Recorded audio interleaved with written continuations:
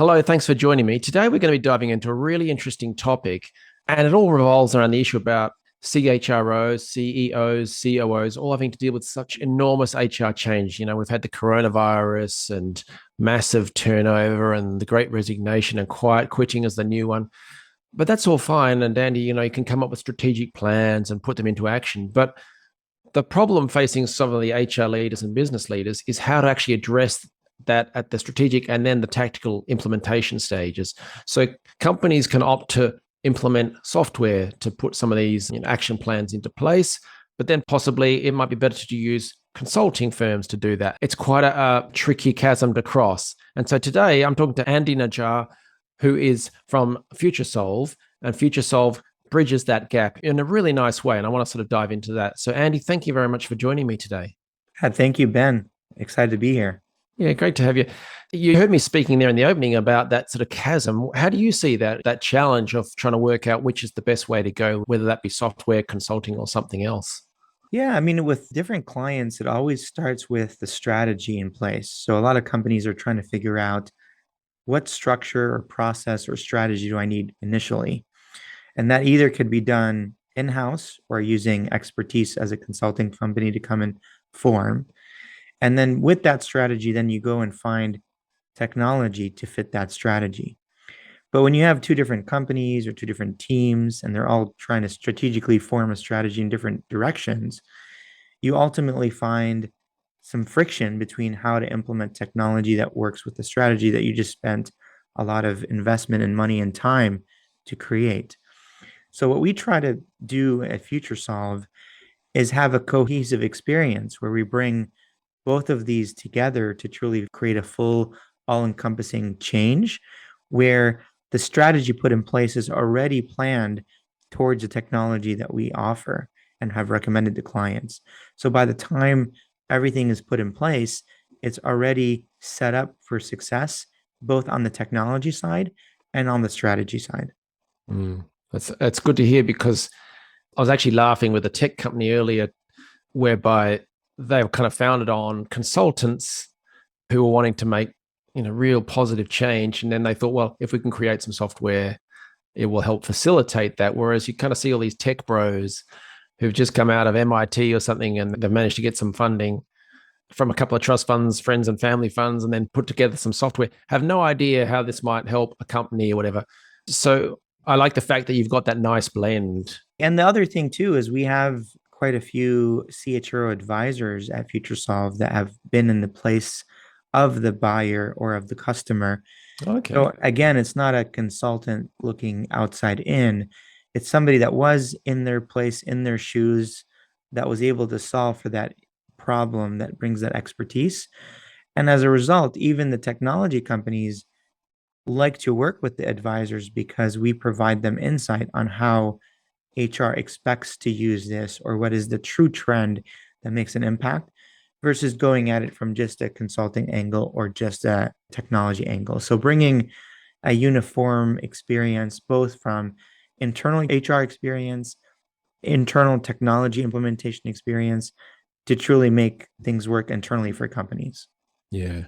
I'm kind of smiling on the inside because I think any HR person has seen where employees have found workarounds and ways to hack the system when the software doesn't fit their needs. Or the classic is the LMS systems that might ask a quiz at the end, but they find ways to get that quiz done just to, the compliance training or whatever. They just go through the motions. But that's interesting. You've got this sort of expertise. Can you tell us a little bit more about FutureSolve and the team you've built there and the kinds of people you've got in that team? Yeah, absolutely. Well, FutureSolve was founded by the CHROs of companies like Comcast, Truist Bank, Unisys, and Frito-Lay.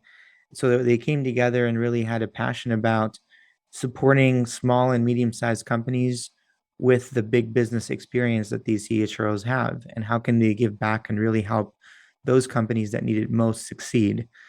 And as a result, we sourced other CHROs that have just retired or have been in the position before that have the same passion, and created a team of over 30 different advisors today that specialize in different industries and different size of businesses and different expertise to really make that happen.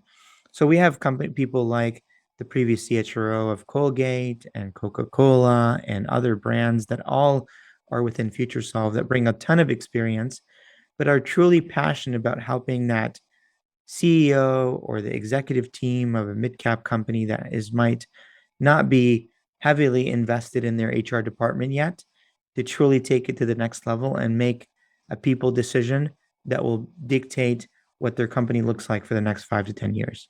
Yeah, right.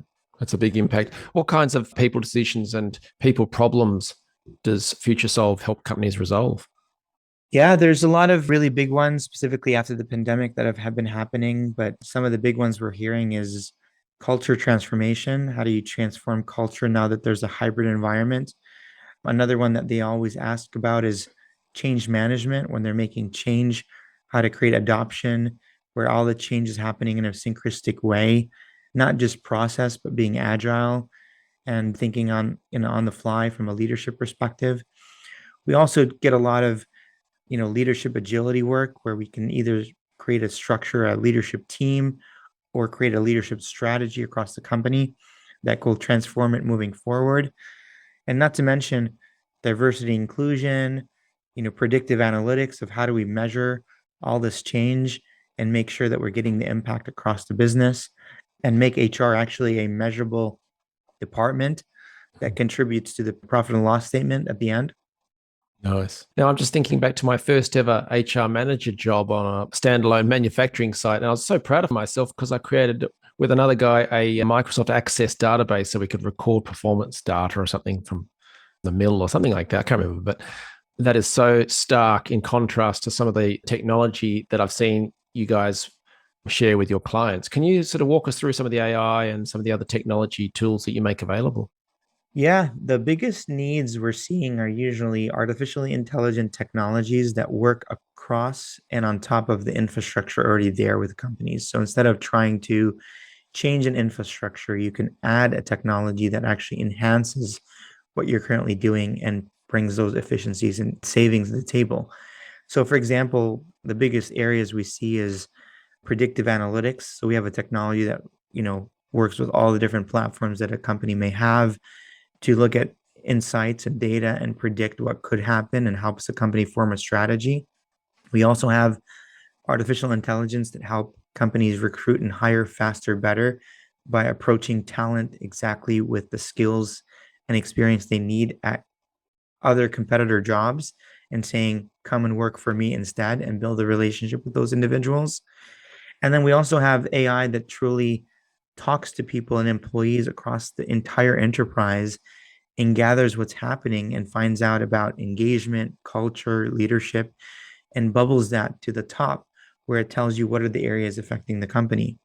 So it provides you fast insight without having to talk to every individual as an HR person manually and gathers real-time insight as well. So as you're making change or going through a merger or acquisition or growth phase, to measure and monitor everything that's going on and then form strategies and implement change based on what the analytics and data is saying.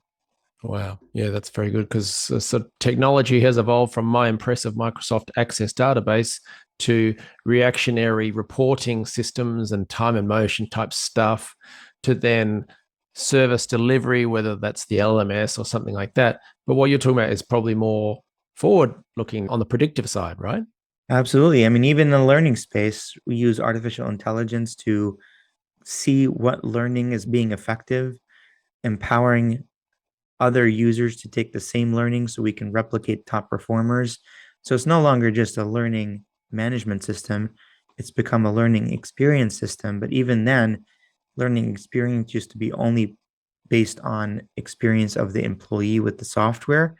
And now we're using learning experience using artificial intelligence to prescribe training that's truly effective. So if there is that course with that quiz that nobody wants to take and they only take it because it's required, AI is going to say they're only taking it because it's required and we need to find a better way to help them retain the knowledge that makes a better impact on the job. Yeah. I love all the kind of the practical stuff, the anecdotes and things like that. So when we were looking before at the pain points that CHROs and CEOs, COOs have to deal with, Some of this stuff on the AI and the predictive technology, how do they use that in a practical sense? Like, we're letting our customers down, so we need to improve performance of our frontline staff. Is that an example? I'm just trying to wrap my head around that. Yeah, you can actually see productivity data about employees and see what factors are affecting productivity. So it could be, people think, oh, it could be more salaries, but actually it could be as easy as a benefit change that's very innovative, or a cultural change that helps people get engaged and excited about the business, or even a leadership direction that they haven't seen before that leaders have to echo throughout the business to truly get everybody on board. And those are the things that we actually look for, is how do we transform the business to the next business that needs to happen to get to the areas that they want to improve and make happen. So for example, I like to use this example. There's a legal firm that wanted to be more innovative because everybody that is Gen Z looked at them as a dinosaur that is not cool to work at. And when we did the analysis, that we found that actually just providing everybody as a benefit of Uber credits that they can go out with their friends on the weekend and Uber back, what made them the cool company. So a change as simple as that actually transformed how people viewed that company, because the benefits are now tweaked and changed to align with Gen Z, for example. But that's an example, but obviously each company is different and what they're looking for is different. But that's where data could tell you what are people asking for and where should you focus your efforts to truly transform what you need. That's very cool. Very cool. You guys at FutureSolve have some very cool information and events and things like that. Can you tell us a little bit about that, both whether it be the research and or events? Yeah, absolutely. So we come up with a lot of different research reports quarterly about areas like the labor markets, or what are the new trends for each year, and how to resolve certain of areas that you're focused on with technology. So we also recommend technology in those reports. So those are all on our website. And we also do leadership circles. So we get CHROs and leaders of businesses to come and talk about the problems and also discuss ways to creatively solve for them. And these are moderated by the CHROs that you can attend, and they're usually limited to about 30 seats. So the conversation is meaningful and it's really a collaborative two-way conversation. You can definitely register on the website for those. And then we also do thought leadership videos and webinars on the site, as well as certain presentations that happen in our building where we invite physically CHROs to come and see us and meet with other advisors and talk about these big topics and changes that we're looking to do for the next year. I love it. I love it. I said at the opening about there's so much change and so many challenges facing CHROs, CEOs, COOs. In your position, you're so immersed in HR and what challenges businesses are facing. What do you see as coming down the road, coming around the corner for business leaders in the world of work? Yeah, the biggest things we're seeing in the world of work right now is how to really enhance and move leadership to the new level.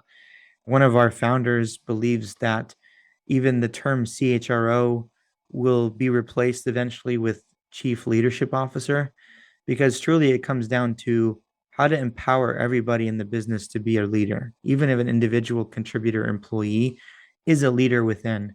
And how do we empower them to be leaders? And how do we give them the tools and the ways to empower everybody else in the company from the bottom up to truly transform and change what they're looking for? So that's become a big thing. So, we're seeing ways of keeping people in the conversation. A long time ago or before, you used to put a leadership team through a 2-day or 3-day offsite and hope that they're completely changed from that. And how people retain knowledge is through living it, breathing it every day. And that's how you learn and retain. So even breaking all of those concepts into mini short TikTok video type trainings where they keep everybody in the loop. So why should just the CEO go through diversity inclusion or communication leadership courses when we can break it down to, 5 2-minute or 1-minute short videos that everybody could understand very quickly and have the entire conversation as a company together. So we're all going through the learning together. That's what I'm seeing as the future of work today. Brilliant. Love it. Thank you for sharing, your insights and sharing the story of FutureSolve and what you guys do and deliver. If people want to learn more, see some of the research, learn about some of the events, and perhaps look at either the consulting services or the technology or the AI side of things, what should they do next? Yeah, you can just visit futuresolve.com under resources and download any of the documents. They're all available free of charge, available for everybody to access. And then we are always consultative. We're here to really solve for your issues and help you. Feel free to reach out. We're happy to bring advisors on the call to have a free session to even just talk about what you're thinking and seeing if you're on the right track. We're here to make better decisions for companies and help them make better decisions. So if there's anything we can contribute and support, please don't hesitate to reach out. Excellent. Well, Andy, thank you very much for your time today. I really appreciate it. Thank you, Ben. Appreciate it. Thank you for reaching out.